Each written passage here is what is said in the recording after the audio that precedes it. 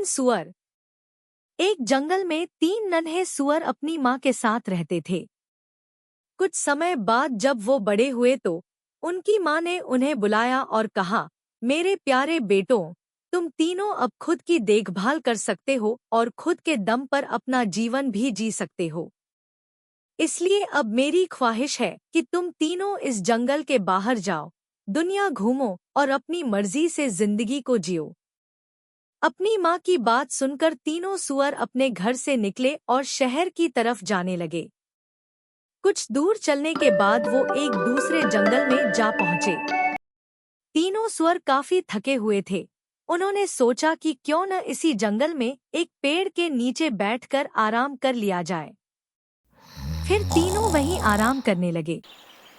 थोड़ी देर आराम करने के बाद तीनों भाई एक दूसरे से अपनी आगे के जीवन की योजना बनाने लगे।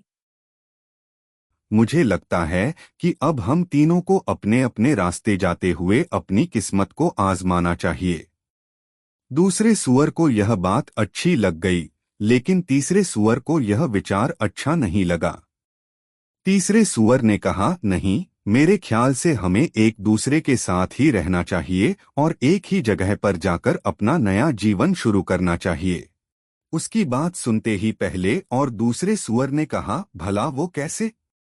तीसरे सुअर ने जवाब देते हुए कहा, अगर हम तीनों एक ही जगह पर ही आसपास रहेंगे तो किसी भी मुसीबत में आसानी से एक दूसरे की मदद कर सकेंगे। यह बात दोनों ही सुअरों को अच्छी लग गई। उन दोनों में उसकी बात मान ली और एक ही जगह पर आसपास घर बनाने जुट गए। पहले सुअर के मन में विचार आया कि उसे भूसे का घर बनाना चाहिए, जो जल्दी बन जाएगा और उसे बनाने में मेहनत भी कम करनी पड़ेगी। उसने जल्दी जल्दी कम समय में सबसे पहले अपना भूसे का घर बना लिया और आराम करने लगा।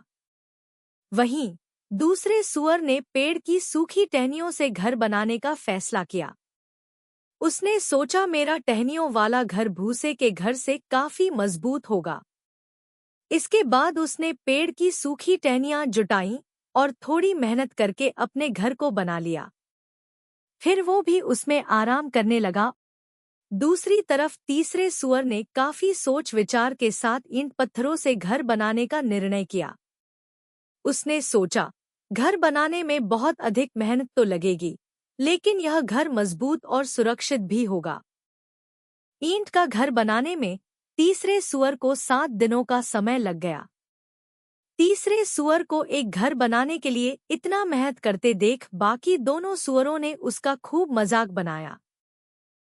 वे दोनों उसे अपने साथ खेलने के लिए भी उकसाते थे, लेकिन तीसरा सुअर कड़ी मेहनत से अपना घर बनाता रहा।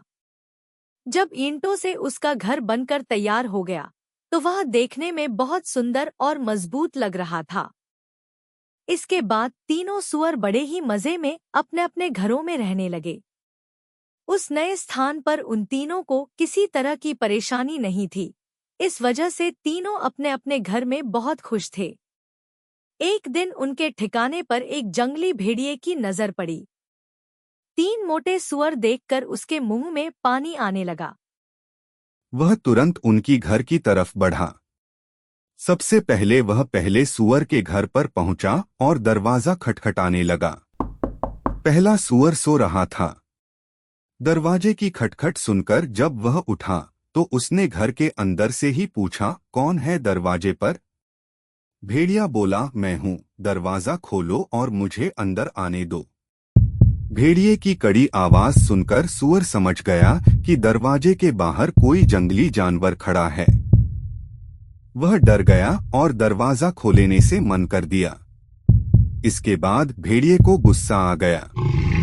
उसने गुस्से में कहा, नन्हा सुअर, मैं एक फूंक मारकर तेरा भूसे का घर उड़ा दूंगा और तुझे खा जाऊंगा। उसने एक जोरदार फूंक मारी और भूसे का घर उड़ गया। बेचारा पहला सुअर वहां से किसी तरह वह अपनी जान बचाकर भाग गया और दूसरे सुअर के घर पहुंचा। जैसे ही दूसरे सुअर ने दरवाजा खोला, वह जल्दी से अंदर घुस गया और दरवाजा बंद कर दिया। पहले सुअर को इतना डरा हुआ देखकर दूसरा सुअर हैरान हो गया। इतने में भेड़िया उसके घर पर भी पहुंच गया और दरवाजा खटखटाने लगा। भेड़िया फिर से बोला, दरवाजा खोलो, मुझे अंदर आने दो।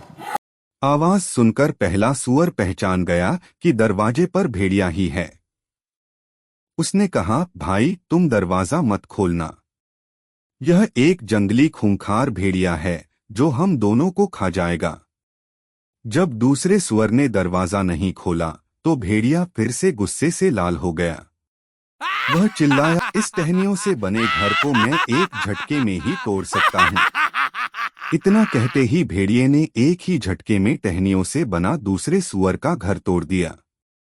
अब दोनों सूअर वहां से तेजी से भागे और तीसरे सूअर के घर पहुंचकर उसको सारी बात बता दी। यह सब सुनकर तीसरे सूअर ने कहा, तुम दोनों डरो मत, मेरा घर बहुत मजबूत है, वह जंगली भेड़िया इसे नहीं तोड़ सकता है।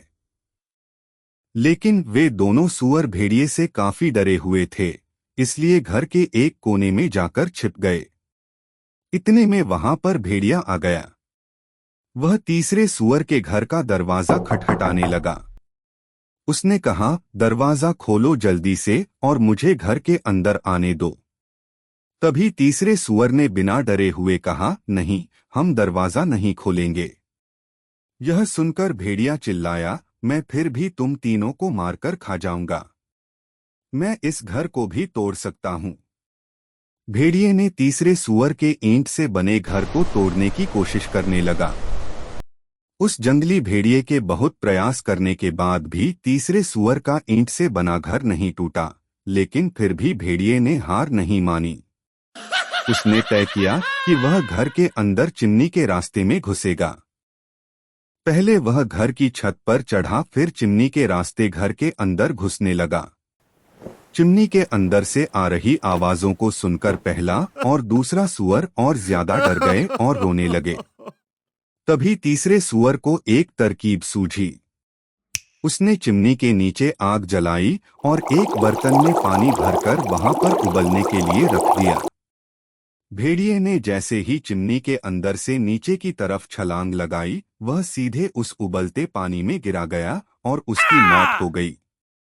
इस तरह तीसरे सूअर की बुद्धिमानी और निडरता से तीनों सूअरों की जान बच गई।